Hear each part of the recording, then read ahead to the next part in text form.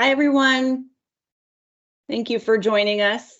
We're going to give people another minute to join, and then we'll get started.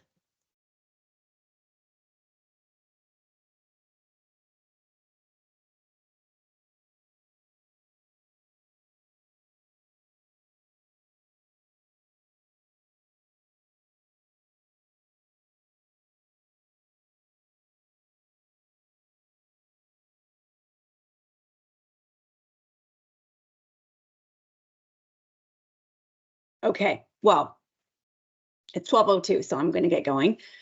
Thank you so much for joining this workshop. It's focused on California's sparsely vegetated lands, and the goal is to inform the update to California's natural and working lands climate smart strategy. I'm Amanda Hansen. I'm the Deputy Secretary for Climate Change at the Natural Resources Agency, and I'm really excited to kickstart this conversation. Before I jump in, I wanted to share a couple of housekeeping items. First is just a request to stay muted during the first little part of our presentation. Second is we are going to be recording the webinar, and we're going to post it on our website for you or for anyone else who wants to refer back to the input that was provided. And then third, if you want to access closed captioning, you need to go to your meeting controls at the top right of your screen and select More, then select Language and Speech, and then turn on live captions. So today builds on a kickoff webinar that we hosted a couple weeks ago that was really just sort of the beginning of our public engagement to update our natural and working lands climate smart strategy. And at that kickoff webinar, we essentially did a deep dive on sort of the evolution of California's nature-based solutions policy in recent years, as well as a deep dive on our approach to the 2022 strategy. And then we walked through our proposed adjustments in approach for the 2025 update. And the recording of that webinar is on our website if you want to check it out. The goal of today's workshop is really to do a deep dive on California's sparsely vegetated lands and how they can deliver on our climate goals, as well as how our climate goals can support these diverse landscapes. So I will be handing it off to my colleague Clessy, who will introduce herself in just a moment, who will sort of kick this deep dive off with a PowerPoint presentation, and then we're going to really hand it over to you. Our goal is to hear from you how we can do a good job of making sure that this section of the strategy really reflects the latest and greatest. And so we'll be in listening mode, and you'll see us taking copious notes. So I think with that, I will hand it off to Clessy to kick off the presentation. Thanks.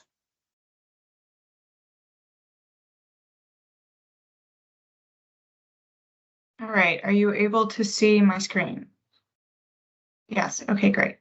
Hi, I am Clessy Bennett. I'm a senior environmental scientist at the Natural Resources Agency, and I'm going to walk us through these next couple of slides. So first, I'm just going to touch on our high-level approach to updating the 2022 Natural and Working Lands Climate Smart Strategy. The real heart of that strategy were sections on each of our 8 landscapes and identifying what were the climate benefits that these landscapes could provide if managed in a climate smart manner, as well as the identification of a number of priority nature-based climate solutions. So we're going to be updating each of these sections to reflect the best available science, as well as your input. Next, we're going to be updating the landscape maps with the latest land cover data. We will also be taking the next step in our approach to tracking action and measuring outcomes in this sector. We will be adding a new section to the strategy on identifying barriers to implementation of the priority nature-based solutions and how we may overcome them. And we have some specific questions for you on this and are hoping to really get robust input on this new section. And then lastly, we will be summarizing our progress to date from the 2022 strategy to this strategy, and we will be updating our near-term priorities for action for 2025 and going forward. So next, I'm going to touch on the process for updating the strategy. As Amanda mentioned, we held a kickoff webinar last week, and now we are in the midst of hosting landscape-specific workshops. During this spring, we're also hosting some tribal roundtables for tribal governments, as well as conducting our early tribal consultation. We plan to release a draft of the strategy in June. This will be followed by a public comment period, a formal tribal consultation period, and additional tribal roundtables. And then we will spend the rest of the year getting the strategy ready for publication in January of 2025. So we have a number of landscape workshops coming up. Obviously, today we're talking about sparsely vegetated lands. On Friday, we'll be talking about seagrasses and seaweeds, and we'll pick up next week. So please join us for any of these future workshops that you are interested in. And I'll also note that we will be posting the recordings of the workshops on our website. So soon you will see the grasslands and forest workshop recordings up on that website. So to dive into sparsely vegetated lands, these are lands in the state that have less than 10% vegetation cover. And these include beaches and dunes in the coastal areas of the state, as well as parts of the deserts that have low levels of vegetation under that 10% cover. So this landscape covers about 10% of the state, and you can see in the map here that a lot of these sparsely vegetated lands are concentrated in the eastern part of the state, and specifically the southeastern part of the state. There's really a mosaic of land cover types in this area, interspersed largely with shrublands, but also with developed lands and croplands.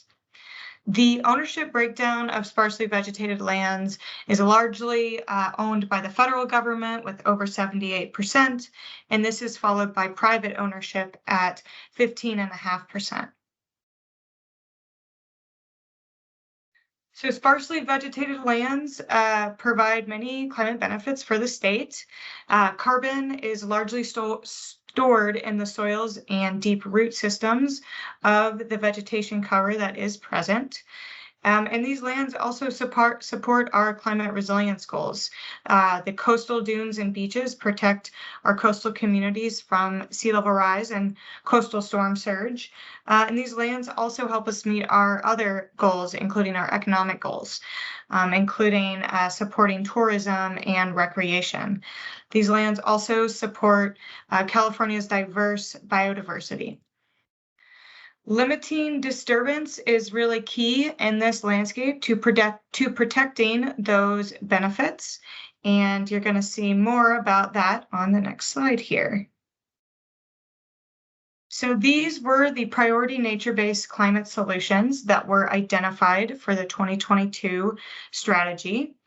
These included protecting these lands from disturbance, restoring natives, appropriate use of cultural fire, living shorelines, and in this case, this largely refers to beach and dune restoration, and conservation of upland space to allow beaches and dunes to migrate and keep pace with sea level rise. In the 2022 strategy, we also identified a number of cross-cutting priorities. And these are priorities that are applicable across every landscape that we identified. So I'm not going to read each of these here, but I'm going to touch on the major themes that they cover, which is equity and engagement and implementing nature-based solutions, multi-benefit landscape level approaches, adaptive management, especially in the face of climate change, the importance of technical assistance and workforce development as we build out these strategies, leveraging resources through partnerships. Next slide here. Tribal management and co-management, protecting and conserving lands that provide climate refugia or climate other climate benefits such as carbon storage and resilience, the importance of advancing durable protection measures, addressing invasive species, and lastly, expanding nursery and seed bank capacity to help us meet our restoration and reforestation goals. So with that, we're going to turn over to our discussion portion of this workshop. So I have a few tips for us as we move into this part of the workshop. First is to please use the raised hand function, and we'll call on you in the order that you raise your hand. Please introduce yourself when you're speaking. You may also place your input in the chat, and we'll be capturing all that input for our notes. We'll get to as many of the comments as we can, and if we do not get to your comment, or you have colleagues who are not able to make it who want to comment, we can take that in writing. So with that, these are the 4 discussion questions that we've prepared. First is, are there changes that you'd recommend to the existing priority nature-based climate solutions on sparsely vegetated lands that I just walked through on the previous slides? Are there changes you'd recommend to those cross-cutting priorities that I also just walked through? The third and fourth question are really about helping us inform our new section. So what are the biggest barriers to implementing these nature-based climate solutions on sparsely vegetated lands, and what solutions exist to overcome them, and what are roles that the state government can play in most usefully advancing them? So with that, I'm going to put myself on mute and open it up to comments, and you can put those either in the chat or you can raise your hand. Thanks.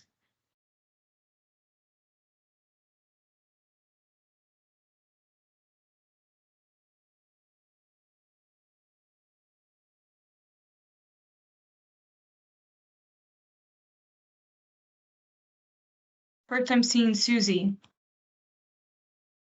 Hi, thank you so much for holding this meeting and providing the opportunity to submit comments.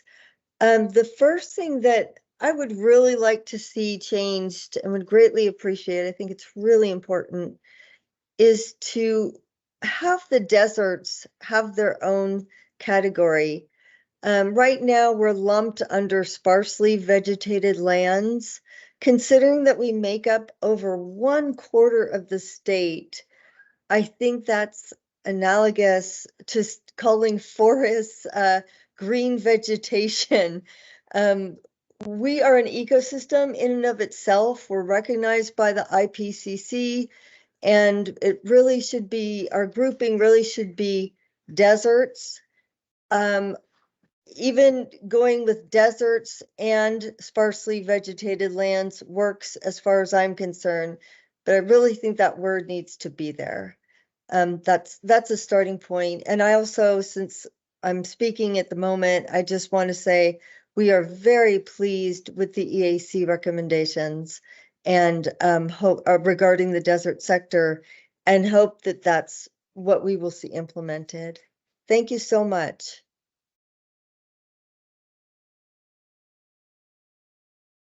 Just wanted to note that, and I'll go back to an earlier slide here, that, oh, sorry, here we go, that we are not defining the desert just as sparsely vegetated lands, and that many parts of the desert are covered in other vegetation types like shrublands, and so desert shrublands make up a large portion of our shrubland land cover type.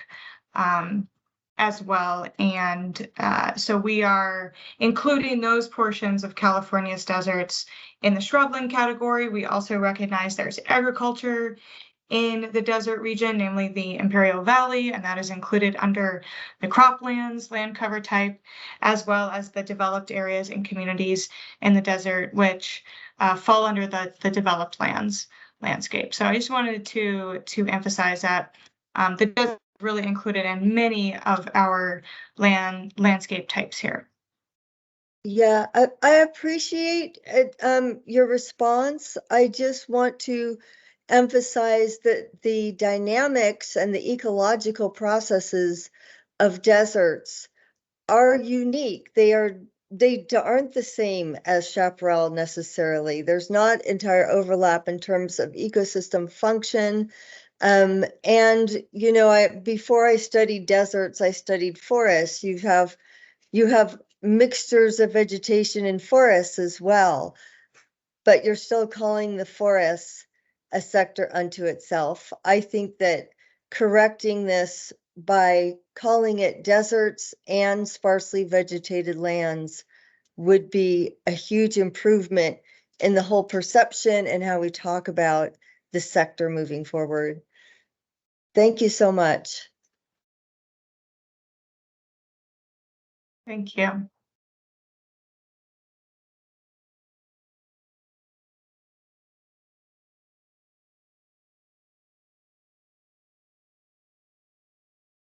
Rich. Okay, I'm gonna jump in. Rich Walker, I'm with the Fire and Resource Assessment Program, and I'm the lead on the so-called FRAP assessments for forest and rangelands in California. There's a lot to talk about here, and I don't want to be the only person to talk about it. That wasn't me, I don't think. But they're changing ecosystem dynamics in the deserts, and Susie probably can speak to that more better than me. We're seeing invasion of non-native grasses, annual grasses that are conducting wildfire in ways that we haven't seen before. You may know or not know that the largest wildfire last year in California was actually in the desert. And by far, and that came as a surprise. That's never happened before, ever. So we're seeing wildfire regimes changing greatly because of these grasses, these invasive grasses. That requires a level, I mean, in a way, you're sequestering more carbon, I suppose, with the grasses growing there, but in another way, you can, by wicking the fire, you're destroying shrubs that are not fire adapted. So there's all kinds of things in that to unpack, and I'm not sure how that relates to climate, to solutions per se. I always think of that as carbon sequestration. Maybe that's me, but there's a lot that could be done out there. I don't pretend to know what all the solutions are to help these lands out ecologically in the new world. Thank you.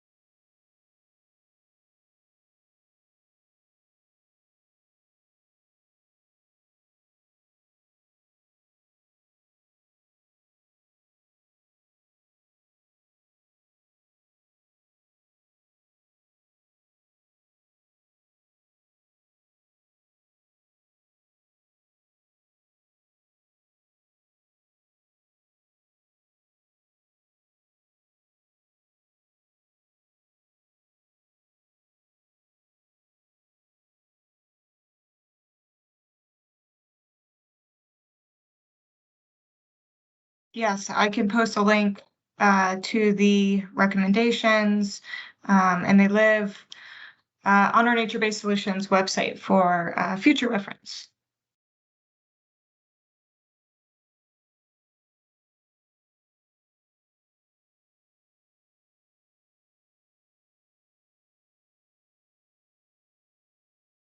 There you go.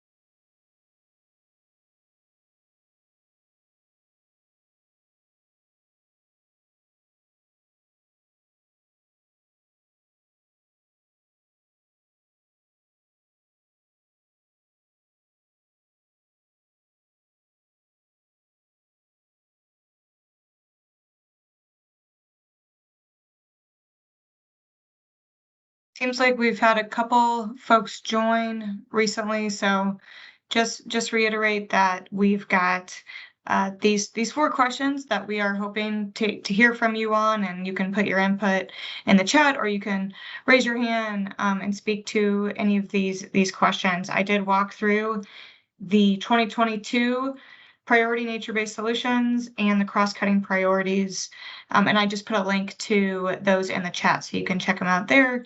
But we're curious to know of any changes or recommendations you'd make to those. Additionally, hurdles and barriers to overcoming barriers to implementing these solutions, and how the state might play a role there.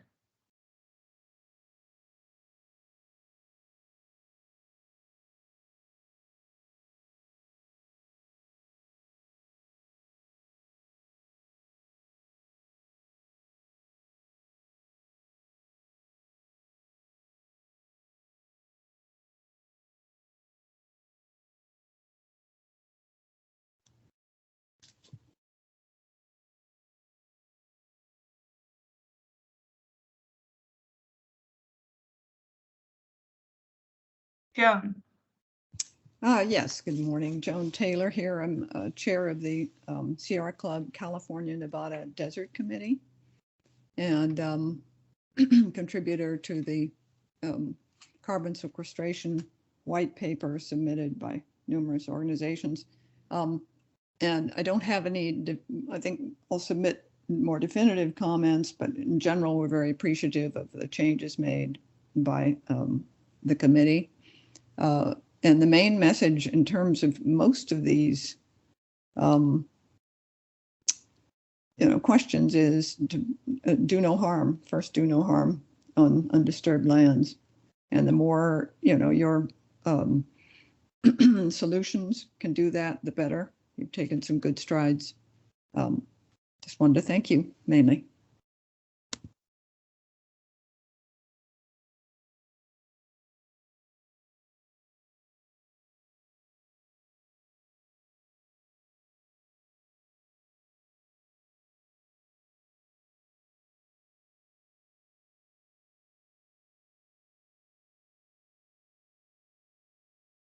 Hey, Rich, I just wanted to address something in your comment below, is that when we are defining nature-based climate solutions, we're not just thinking of carbon sequestration, that we are also considering climate resilience and other goals around economic opportunity and public health and biodiversity as a part of this as well.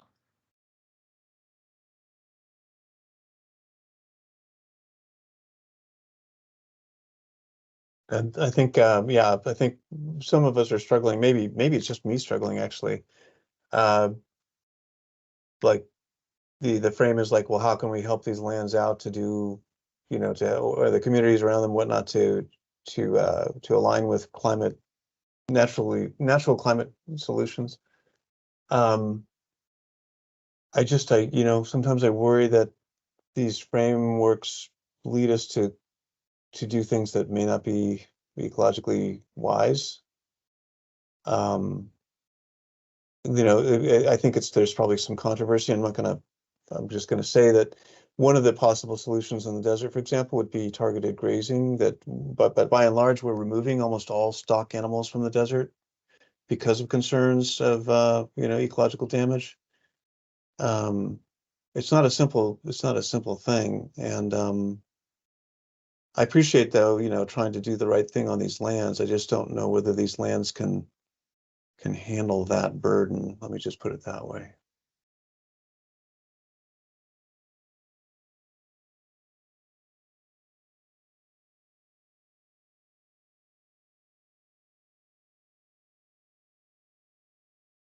Joan, is your hand up from your previous comment, or do you have another comment to make? Yes, actually, I do. I was unaware that we would have the opportunity to speak, and I won't speak a long time. But again, the intermixing of the desert, which is very different from some of the other sparsely vegetated lands, such as shoreline. In the desert, the restoration for deep-rooted plants is hundreds of years. The restoration for the carbon sequestration is thousands, because you have thousands of years of carbon sequestered. There's much longer residence time in the desert. And I think those two items ought to be recognized. Restoration cannot be a main tool. Basically, avoidance is the main tool, and the expert advisory committee had some very good recommendations in that regard. We'd like to see those incorporated into the greater CNRA recommendations. That's it for now. Thanks again. I'll take my hand down. Thank you.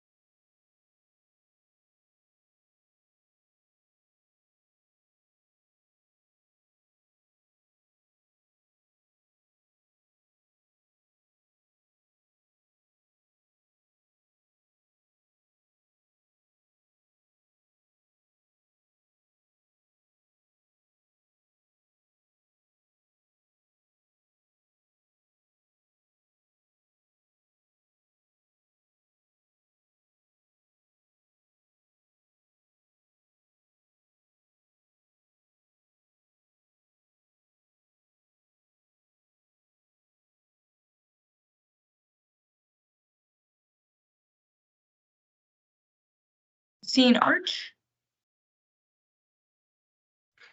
Yeah, hi, I'm Arch McCullough. I'm with Morongo Basin Conservation Association, and I'm also part of the group that released the paper that's been discussed. I would also like to amplify the difference between the desert and other sparsely vegetated areas, because in the desert, the rooting of plants is extremely extensive. So there's a lot more below ground. It's not sparsely vegetated below ground is what I'm getting at. And I think, I don't know so much about alpine tundra, but I do know that on beaches and other sparsely vegetated areas, that there is not anywhere near the same root system. And these roots both take longer to establish than they do on beaches. And they sequester, I'm sure, a lot more carbon because of that.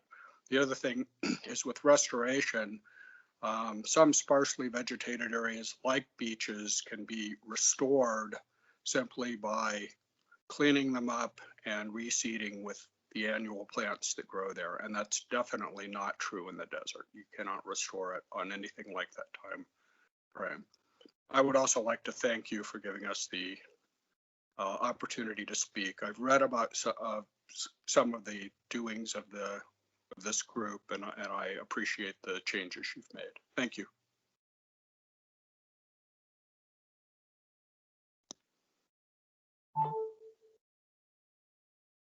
Susie? I would like to add, I'm looking at discussion question 3, and I think the biggest barrier to implementation is, or there still seems to be a lot of misunderstanding about the desert ecosystem. The EAC recommendations as others on this call have noted, and by the way, I was part of the team that drafted the white paper.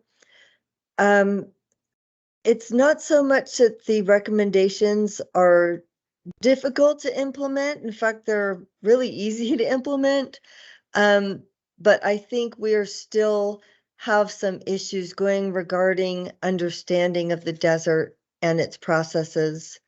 And if there's more opportunity to educate the public, educate decision makers on specifics to the desert, I think that would be really helpful.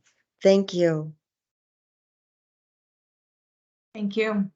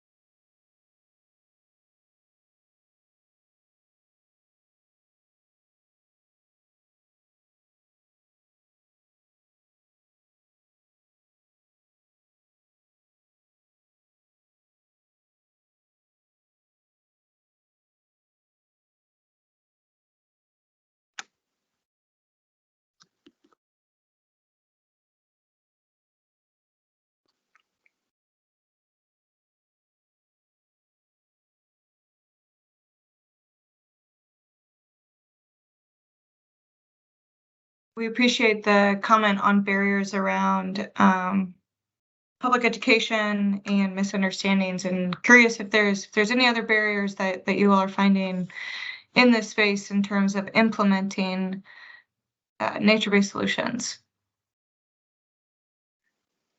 We really hope to make this a robust section in the 2025 update.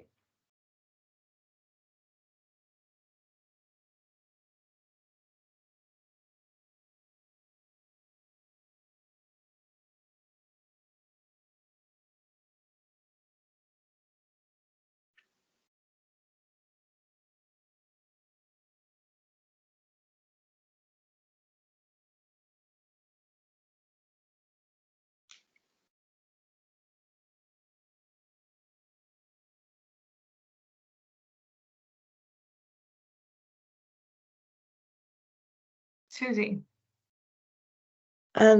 Since there's silence, I will just jump in. I don't want to dominate the discussion at all, but one barrier that I see to implementation is that the recommendations coming from the desert sector, much of it has to do with leaving things alone.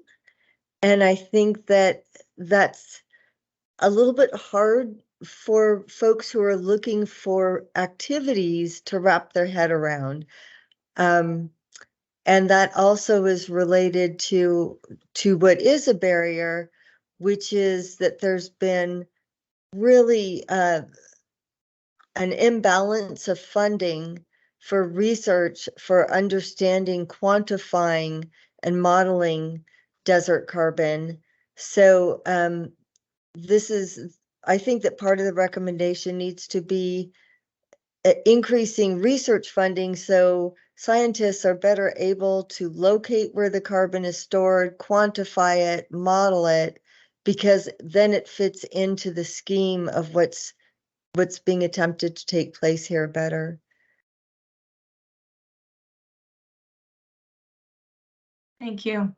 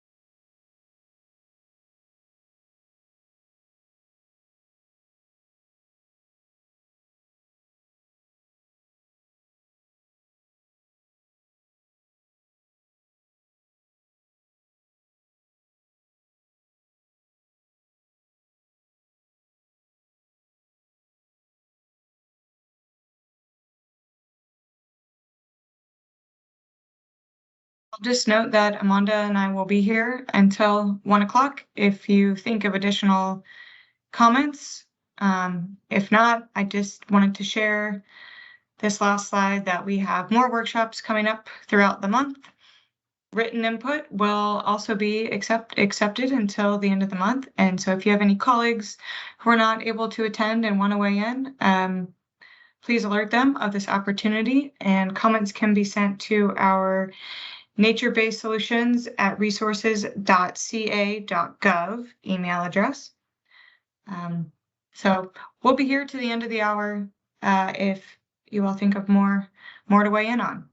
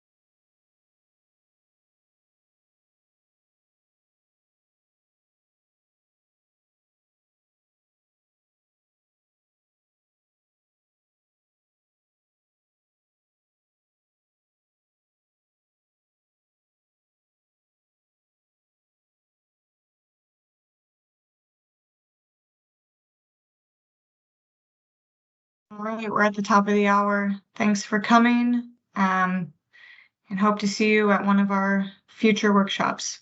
Thank you. Thank you.